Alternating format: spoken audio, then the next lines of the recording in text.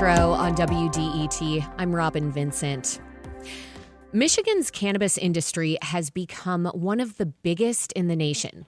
Last year alone, people here bought over $3 billion worth of legal weed, second only to California. Now, the state wants to take that success and pave roads with it. State lawmakers just passed a new 24% wholesale tax in the state budget. That's set to begin in January. It will raise an estimated $420 million a year for transportation projects. Now, supporters call it smart budgeting, pot for potholes. But others see a troubling shift. A young industry, still finding its footing, being asked to carry the weight of Michigan's infrastructure. And there's a deeper tension here. For decades, Black people in Michigan were nearly 4 times more likely to be arrested for marijuana possession than white people. When legalization passed, it came with a promise that the people most harmed by prohibition would share in the new prosperity. This new tax could test that promise if higher costs push small Black and Brown-owned businesses out of the market.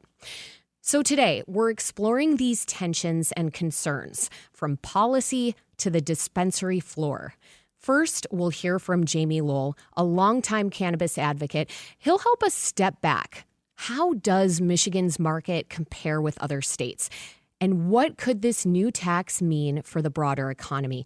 Jamie, welcome to the program. Hello, thank you for having me. So Michigan's cannabis market is large, but it's cooling. Prices are down, unit sales are high, and margins are really tight. In plain terms, how healthy is the industry right now? Well, the industry is struggling. There's no question about it.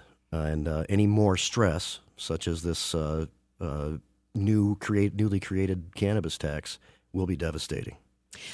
I realize cannabis taxes are already paying for a lot in Michigan. For one thing, they're putting tens of millions each year into the school aid fund. And there's also money going to the Michigan Transportation Fund and to local governments and tribes. How far can the state keep leaning on the industry without threatening its stability? Well, it's doing its job now. In spite of it struggling, it provided, as you said, over $100 million just for roads in fiscal 2024. And in spite of the issues that it's having, it's at least able to produce positively for all the things that it was originally intended. So it's doing its job. And not only will the estimated figures not be realized, but the current contribution will be compromised as well. Talk about the cascading economic impacts that you see happening when it comes to the cannabis industry in Michigan taking a hit. Well, there's going to be reduction of benefits, reduction of work hours, loss of jobs, and places closing down. Okay, and other states have been here before, though, we should note. Washington taxes cannabis at 37%, Colorado at 15% retail plus 15% wholesale, and Massachusetts is around 20% total. Tell me this, where does Michigan now fit on that spectrum? Well, now I believe we'd be the second highest in taxes in the nation. And the reason that we don't have those types of taxes is because we were able to look at the jurisdictions that came before us and what they did and what worked and what didn't work. What did not work was really high taxes. You say that Colorado's at 15%. There was a time it was at 35%, including wholesale taxes, and it wasn't able to entice people into the new commercial market, so it had to peel those back. We had the benefit of that knowledge before creating the tax structure for the MRTMA. That's why it is as it is now, and that's why we get productivity out of this system, even though it's struggling. Now, Jamie, some people, though, they'll say we should go further because other states use cannabis revenue to fix real problems. I'm thinking about Colorado's excise tax, which helps pay for public schools construction. Washington channels cannabis taxes into a dedicated account that has funded billions in health and other services. Illinois earmarks a share for a program in communities harmed by past drug enforcement. Are those models Michigan should emulate? Michigan does. Michigan contributes to roads, to education, and to local governments that allow the activity. So it's already doing its job, and it really shouldn't be picked on to try to just fill these budget holes. So in your eyes, it is just a bridge too far, what we're seeing right now in terms of this new cannabis tax. Clearly, it's literally a stupid idea, meaning it lacks good judgment. You're listening to The Metro on WDET. I'm Robin Vincent. We're talking about a new tax on cannabis in Michigan and what it means for the industry and the state economy more broadly. My guest is cannabis advocate Jamie Lowell. Cannabis prices have been falling for years.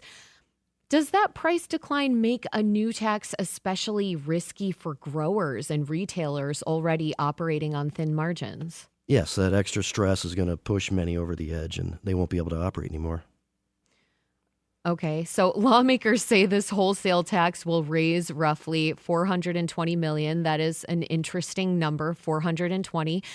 At what point does... I think I'll let you know how serious they are really taking those calculations. Right. I mean, well, there's that, and then the pot for potholes. I mean, I guess I should ask you, what does that signal to you about the state's overall view of the cannabis industry? Well, I think that there's some desperation to try to figure out how to handle the budget scenario and the promise to fix roads and things like that. And I think cannabis was an issue that the governor and the Democrats thought they could get the Republicans to bend on, which they turned out to be correct. I think that's why cannabis was targeted. Not that it's a good idea to target it. Jamie Lowell is a longtime cannabis advocate and industry strategist. Thank you for giving us your perspective. Okay, I just want to mention that it's also an illegal way to impose this tax, and it's being challenged in the courts now. So hopefully we can end this issue with a good ruling. Yeah, let's talk about that very briefly before we turn to Al Williams, who's a dispensary owner and is also joining us. Because Michigan's cannabis law was passed by voters, some argue that this new tax could violate the Constitution's protections for initiated laws. So you're saying you see a legitimate legal concern there? There's no question about it. The Michigan Constitution is very clear on this. You can't, by reference or any other manner, change the tax structure that was passed by the people. That's what the voters intended, just a 10% excise and sales tax. The wholesale tax was purposefully omitted for things that we discussed before, like what we saw in Colorado and things like that. So in order to make a change, you need to either get a supermajority vote of the legislature to amend the MRTMA or put the question on the ballot box again and have it changed that way. Doing it by a separate bill with a simple majority is the issue, and the lawsuit was filed yesterday shortly after the governor signed the budget into law. Okay. The lawsuit was filed yesterday. I do want to turn now from policy to practice. Al Williams runs DaCut dispensaries and serves as president of the Detroit Cannabis Industry Association. He's also a Black business owner in an industry built on promises of racial repair. Al, welcome to the program. Thank you. Thank you for having me. So for listeners who haven't been inside your shops, briefly describe what running a dispensary looks like day to day. What's the overhead, the compliance, the payroll before any new tax arrives? Oh, man, it's the overhead is astronomical because of the federal taxes. The compliance is very difficult to deal with when you are licensed the way the city of Detroit licensed. We have some of the highest licensing fees that there are, not only in the state but in the country.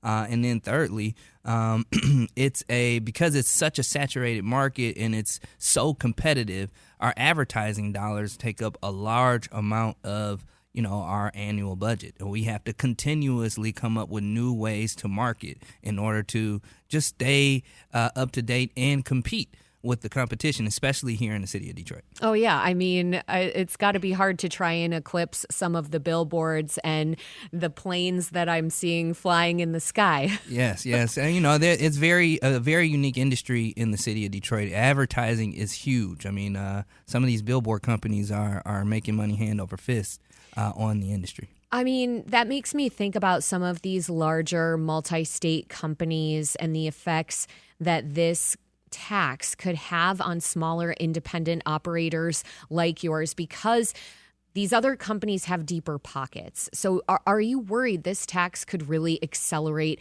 consolidation or that it could edge out dispensaries like yours? Absolutely. This tax is a small business killer. We're talking about mom and pop stores, people who put their livelihoods into opening a dispensary with the promise of, generational wealth and a better livelihood. This was promised to social equity operators, and now we are being taxed out of the business. Multi-state operators who can, cover that cost and take on this high tax burden are chopping at the bit. And not only that, but you still got the black market who's still around because there's lackluster control and or lackluster policing of the black market here in Detroit and throughout the state of Michigan. So on one end, you got multi-state operators coming in, chomping at the bit because of this tax, and on the other end, you got black market operators who are loving this because they're not being taxed at all. Yeah, let's think about that a little bit more deeply when it comes to the finances, because marijuana is still illegal under federal law, as we know, and many banks either won't lend to cannabis businesses or offer only limited higher cost services. Only a slice of banks and credit unions work with the industry at all. Is that right? Yeah, you're absolutely right. I mean, there are probably a couple of credit unions that most operators are going to. DART is a big bank that a lot of people use. Community Choice is another one that a lot of people use. But for the most part, it's very difficult to get funding, and it's very difficult to a lot of people don't even carry credit cards or allow for credit card use because of the regulations. Well, this makes me think of the social equity angle, because for black and brown owners who already face tougher approval odds, would a new 24% wholesale tax cut into cash flow and make qualifying for loans, let's say, or lines of credit even harder? Absolutely. It's going to make it almost impossible. Qualifying for loans is very, very difficult now with this new tax. Whether you're qualifying for loans or getting private investments. I mean, this is going to kill the industry for small businesses. It's going to make it a lot harder to operate. And for those who are looking for a third round in the city of Detroit, they can just kiss it goodbye when this tax goes into effect. It's going to be too difficult to get started. When it comes to operating in the city of Detroit and in the state of Michigan, this tax is going to kill our margins. It's going to, force us to lay off some employees. It's going to force us to increase prices. So it's going to create even more competition with the black market for us because their prices are going to stay where they are and ours are going to have to increase. And then at the end of the day, there are some people who are basically operating at a deficit continuously right now. To add this tax on top of it is just going to put them out of business. So you're painting a dire picture here. I'm hearing layoffs. I'm hearing price increases. I'm hearing giving a leg up to the black market. This makes me think about California, which backed off some of its own cannabis taxes after seeing small operators pretty much collapse and illicit sales surge. So there is that blueprint. What lessons should Michigan draw from that experience? I mean, I think Gretchen should be a lot more like Gavin. He rescinded that tax because there were so many people closing their doors. Matter of fact, we have people who moved from California to Michigan to get into the industry because it got so difficult to survive in California. Genetics operators and growers, there are a lot of them in Michigan now who moved from California not because of the competition in California, because of the taxes. They weren't able to stay in business. In Michigan at one point was an interesting place with low taxes where you can have good margins and actually survive. With this tax increase, this what I'm calling a small business killer, it's going to make it hard to survive. And a lot of people are just going to end up closing their doors for a number of reasons, not just because of the tax, but also because of the competition with the black market. Al, many people might say, though, layoffs, consolidation, businesses closing because they can't compete. Hey, that's capitalism, and that the commercial cannabis industry is just finding the right size or place in the market here in Michigan. What's your response to that argument? I'd say that the strongest will survive. You're absolutely right. It is capitalism, but at the same time, it's also going against the promises that were made to the social equity operators in this state. And so you can't. Yeah, we're all living in a capitalistic society. We understand that. We're very competitive. The industry is very competitive. People are stepping up and doing what they need to do to stay alive and create and build on their livelihoods. But this tax right here goes way beyond that. This is about broken promises. This is about stealing ideas, breaking promises, and making sure that Gretchen is giving this industry basically back to the black market. That's exactly what this is going to do. We are giving the industry that's legitimate, where people are actually building a livelihood on it, back to the black market. Before I let you go, Al, you lead the Detroit Cannabis Industry Association. Yeah. If the state tax goes ahead as written, tell me this, what's the single most effective step Detroit could take, let's say in the first 90 days, to blunt the impact on independent operators? And we only have less than a minute here. Yeah, what we're doing is we're organizing and suing, but the most effective thing that we can do is come up with ideas to save and protect social equity operators. And we're doing that as an association, working with legislators to make sure that social equity operators will have some sort of cushion after this tax goes through. Al Williams owns DaCut dispensaries, and he's president of the Detroit Cannabis Industry Association. Jamie Lowell is a longtime cannabis advocate. Thank you both so much for joining me on the Metro. Thank you.